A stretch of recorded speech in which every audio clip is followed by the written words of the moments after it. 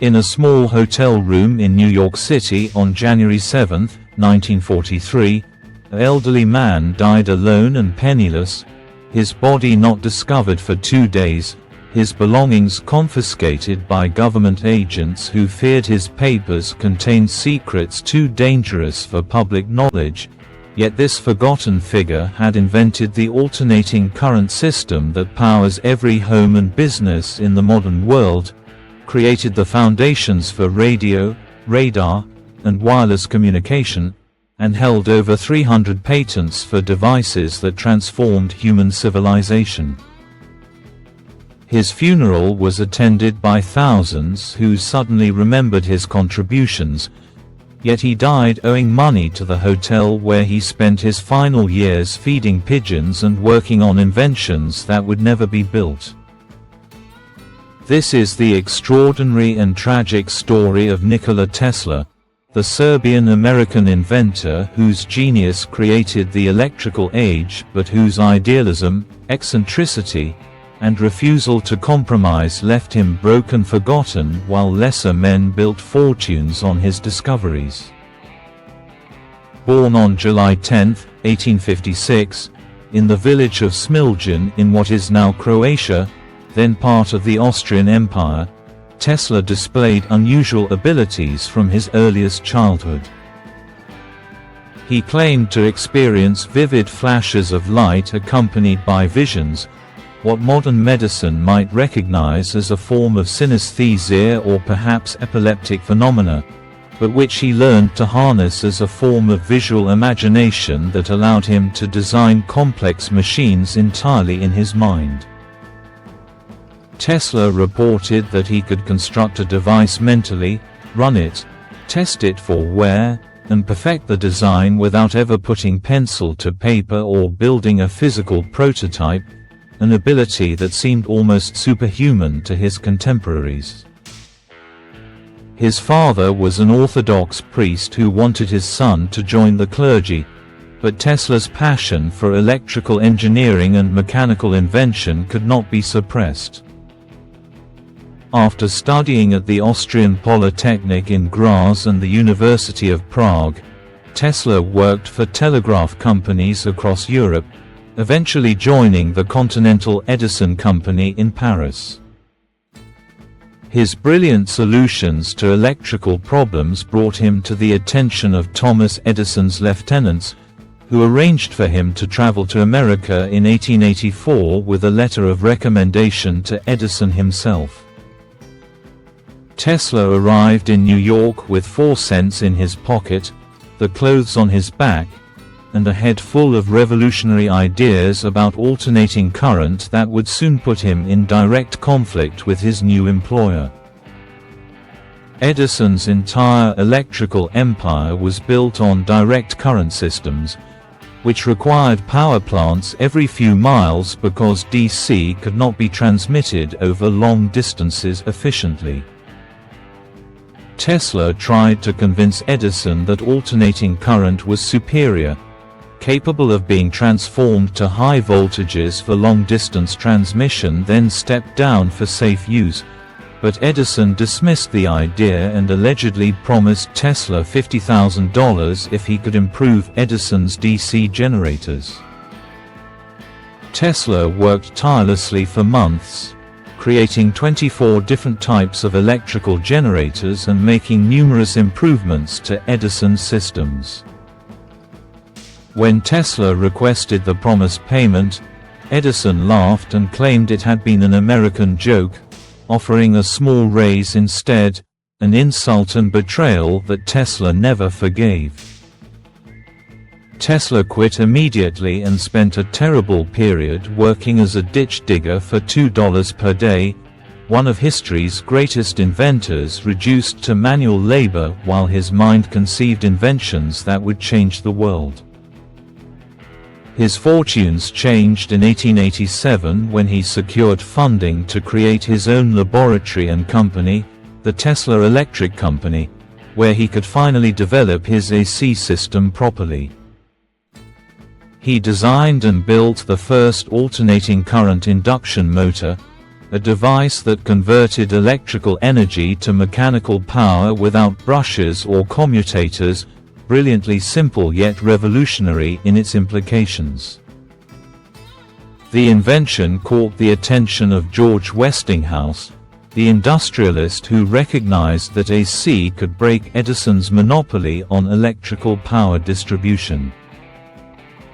Westinghouse purchased Tesla's patents for $60,000 plus royalties, launching what became known as the War of the Currents, a brutal commercial and public relations battle between Edison's DC system and the Westinghouse-Tesla AC system.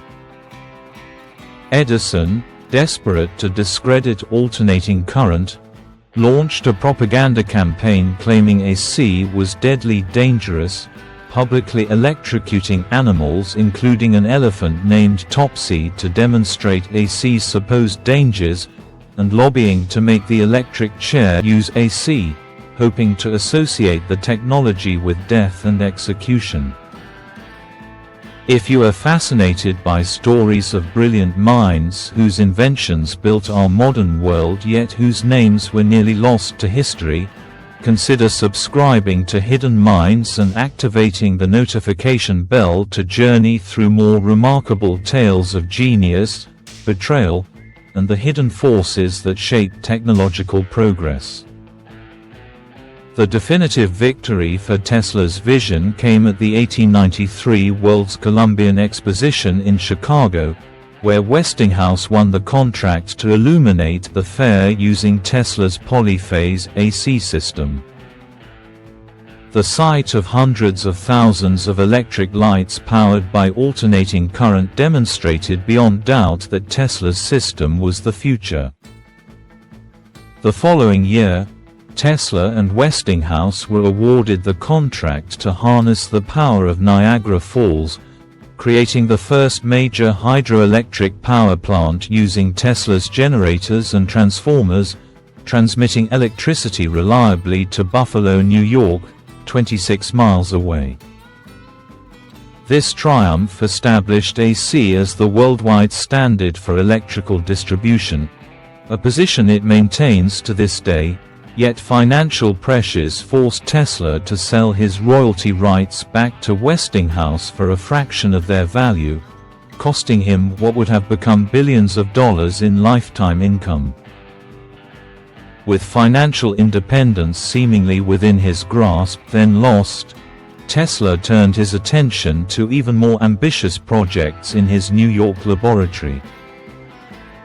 He conducted groundbreaking experiments in high-frequency currents and electromagnetic fields, creating the Tesla coil, a resonant transformer that could generate enormous voltages and spectacular electrical displays that seemed like captured lightning. His public demonstrations became legendary spectacles where he would illuminate wireless fluorescent bulbs, send electrical currents through his own body without harm, and create artificial lightning bolts that struck across his laboratory. These weren't mere theatrics but serious investigations into electromagnetic phenomena that we now understand as the foundations of radio transmission. In 1893, Tesla gave lectures describing wireless transmission of energy and information, demonstrating radio-controlled boats and discussing principles that would later become radio, radar, and wireless communication technologies. However, Guglielmo Marconi, working with more financial backing and better business sense, filed patents and received credit for inventing radio in 1896, despite using 17 of Tesla's patents to do so. Tesla fought patent battles for years, finally winning a Supreme Court decision in 1943 that recognized his priority in radio invention, but this vindication came months after his death and generated no publicity or compensation. At the turn of the 20th century, Tesla became obsessed with his most ambitious vision: wireless transmission of electrical power around the world. He convinced financier J.P. Morgan to fund construction of Wardenclyffe Tower on Long Island, an enormous transmission facility that would broadcast both information and electrical power through the Earth itself. Tesla envisioned a world where power could be drawn from the atmosphere anywhere on the planet without wires or power lines, making electricity freely available to all humanity.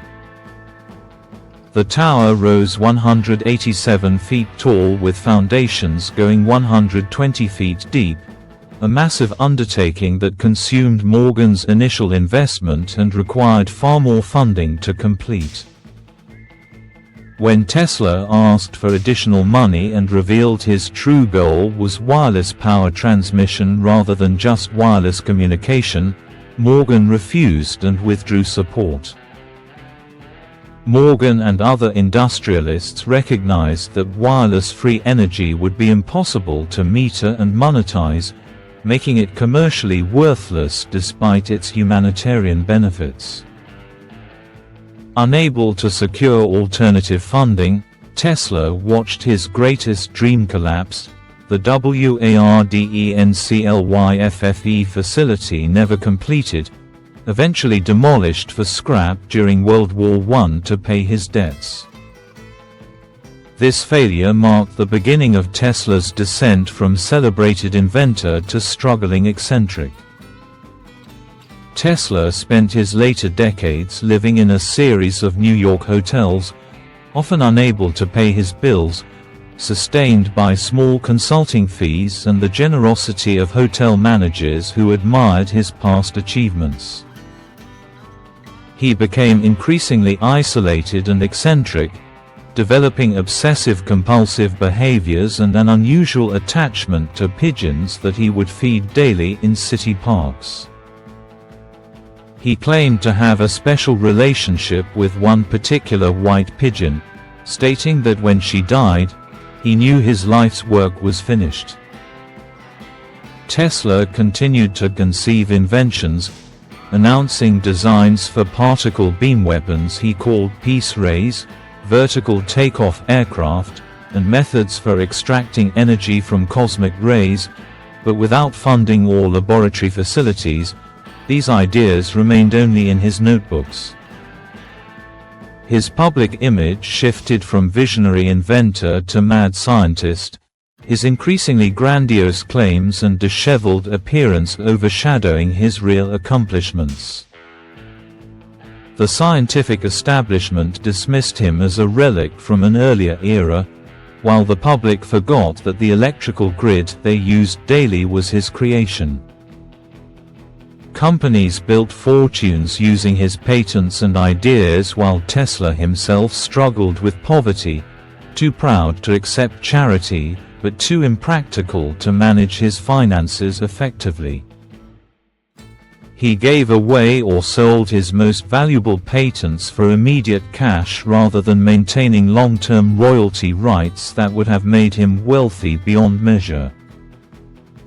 On January 7, 1943, Nikola Tesla died alone in room 3327 of the New Yorker hotel at age 86. His body was discovered 2 days later by a maid. The brilliant mind that had transformed civilization extinguished without fanfare or recognition. Within hours, agents from the Federal Bureau of Investigation seized all his papers, trunks, and belongings, concerned that his notes on directed energy weapons might fall into enemy hands during World War II.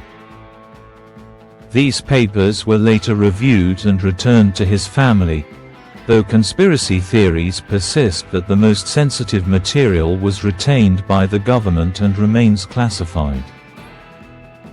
His funeral at the Cathedral of St. John the Divine in New York was attended by over 2,000 people who suddenly remembered his contributions. Former First Lady Eleanor Roosevelt and numerous dignitaries sent condolences, yet this outpouring came too late to ease the loneliness and financial desperation of his final years. Tesla's ashes were eventually interred at the Nikola Tesla Museum in Belgrade, Serbia, where his legacy is celebrated and his contributions finally received proper recognition. The full scope of Tesla's contributions to modern civilization is staggering yet often unrecognized. The alternating current system powers virtually every electrical grid worldwide. The induction motor drives countless industrial processes and electric vehicles.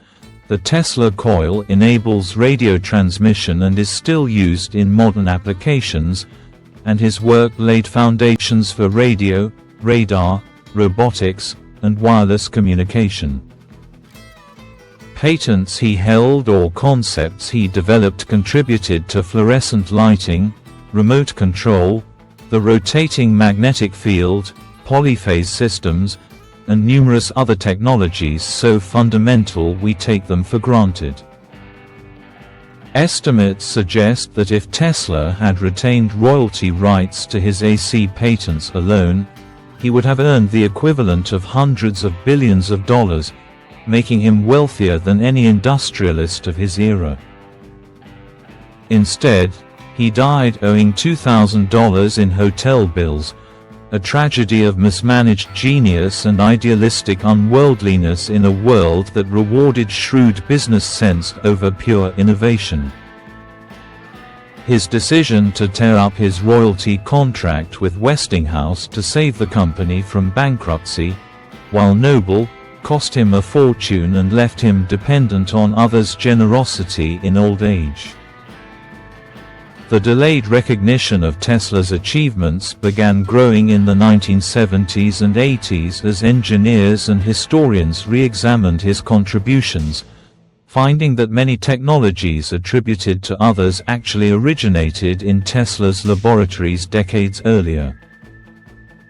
The scientific unit of magnetic flux density was named the Tesla in his honor in 1960, and statues, museums, and memorials have been erected worldwide celebrating his genius. The electric car company Tesla Motors adopted his name, bringing it to contemporary public consciousness, though founder Elon Musk's company bears little direct relation to the inventor's work beyond using AC induction motors. Tesla's life poses uncomfortable questions about how society treats its greatest innovators, particularly those who prioritize vision over profit. He refused to patent his most ambitious ideas because he believed fundamental discoveries should benefit all humanity rather than being monopolized for private gain, a noble stance that guaranteed his poverty. His inability to market himself, manage finances, or compromise his ideals made him vulnerable to exploitation by more pragmatic men who understood that innovation without commercialization generates admiration but not fortune. The contrast between Tesla's 300-plus patents and world-changing inventions versus his lonely penniless death represents one of history's great injustices. While Edison, Marconi, Westinghouse, and others became household names and built commercial empires partly on Tesla's innovations, the actual inventor lived his final decades in obscurity. His story reminds us that genius and success are not synonymous, that creating revolutionary technology does not ensure recognition or reward, and that society often celebrates the wrong people while forgetting those who actually advanced human knowledge.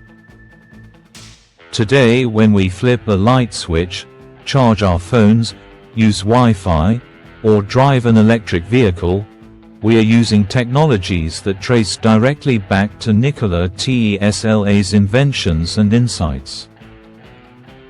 His vision of wireless power transmission, dismissed as impossible in his lifetime, is being reconsidered as modern engineers explore wireless charging and power beaming.